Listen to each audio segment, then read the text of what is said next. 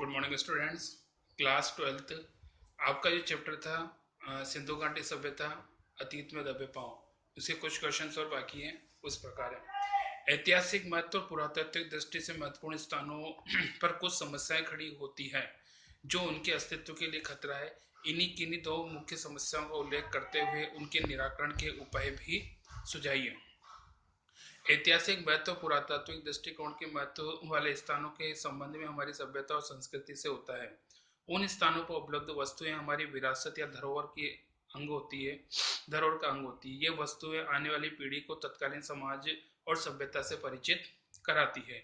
यहाँ विविध प्रकार की बहुमूल्य वस्तुएं भी होती है जो लोगों के लिए आकर्षण का केंद्र होती है। इनमें सोने चांदी के सिक्के, मूर्तियां, आभूषण, तत्कालीन लोगों के द्वारा प्रयोग में किए जाने आभूषण, रत्न जड़ित वस्तुएं, अन्य महंगी धातुएं भी बनी होती हैं जो उस समय के समृद्धि की कहानी कहती है।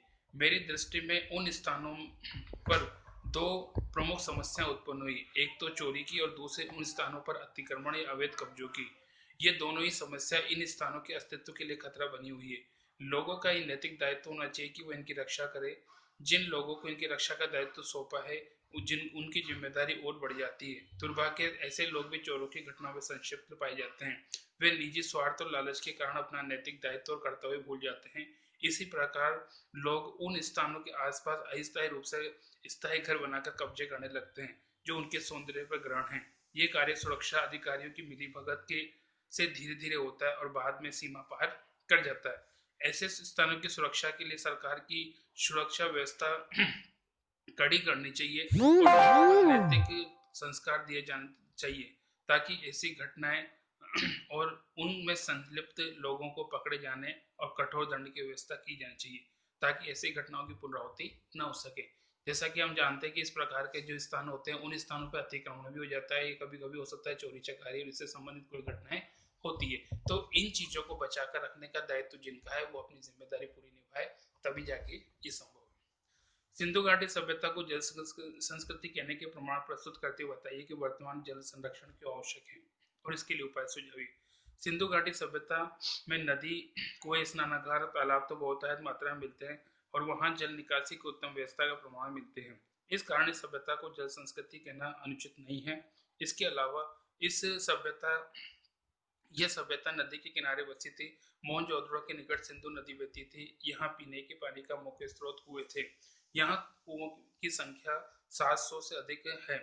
मोहनजोदड़ो में एक पंक्ति में 8 स्नानागार हैं जिनके एक दूसरे के सामने द्वार नहीं खुलते। यहाँ जल का रिसाव रोकने के लिए उत्तम प्रबंध था।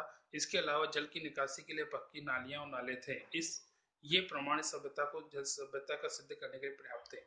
वर्तमान में विश्व के जनसंख्या तेज गति से बढ़ रही है जिससे जल की मांग बढ़ गई है। पृथ्वी पर 3/4 भाग में जल जरूर है परंतु इसका बहुत थोड़ा सा भाग ही पीने के योग्य है। मनुष्य की स्वार्थपूर्ण गतिविधियां और कार्य व्यवहार इस जल को दूषित और बर्बाद कर रहा है। अतः जल संरक्षण की आवश्यकता को बहुत जरूरी है। जल संरक्षण के लिए जल का दुरुपयोग नहीं करना चाहिए। जल को दूषित होने से बचने का हर संभव प्रयास किया जाना चाहिए। अत्यधिक वृक्षारोपण करना चाहिए। फैक्ट्रियों, घरों का दूषित और अशुद्ध जल नदी, नालों और जल स्रोतों में नहीं मिलने देना चाहिए। नदियों और अन्य जल स्रोतों को साफ सुथरा रखना चाहिए ताकि हमें स्वच्छ जल प्राप्त हो सके। और लास्ट क्वेश्चन, अतीत में दबे पांव सिंधु सभ्यता के सबसे बड़े नगर मोहनजोदड़ो की नगर योजना आज की नगर योजनाओं से किस प्रकार बेहतर थी? उदाहरण दीजिए। अतीत में दबे पांव पहाड़ के आधार पर लेखक ने वर्णन किया है कि सिंधु सभ्यता के सबसे बड़े नगर मोहनजोदड़ो की नगर योजना आज की नगर योजना से इस प्रकार बनी थी कि वहां के नगर नियोजन बेमिसाल अनूठा था। वहां की सड़कें चौड़ी और समकोण पर काटती थी।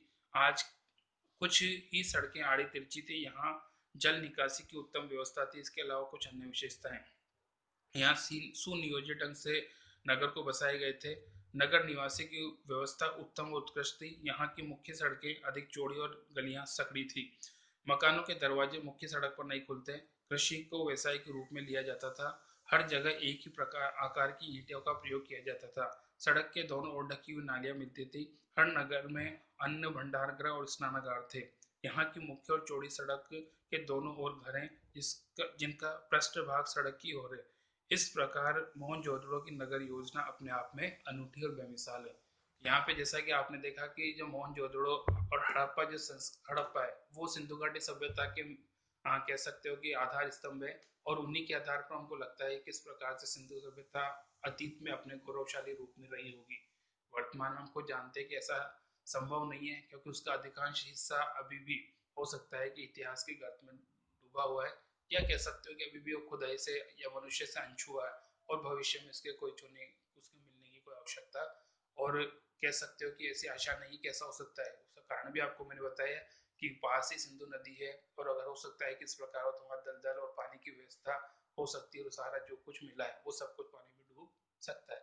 इसलिए जो मिला है उसी में संतोष करके इस सभ्यता से संबंधित जितनी जानकारी वहीं पूरी कर दी। तो ये चैप्टर कंप्लीट हुआ। बाकी अब नेक्स्ट डे और नेक्स्ट देखते हैं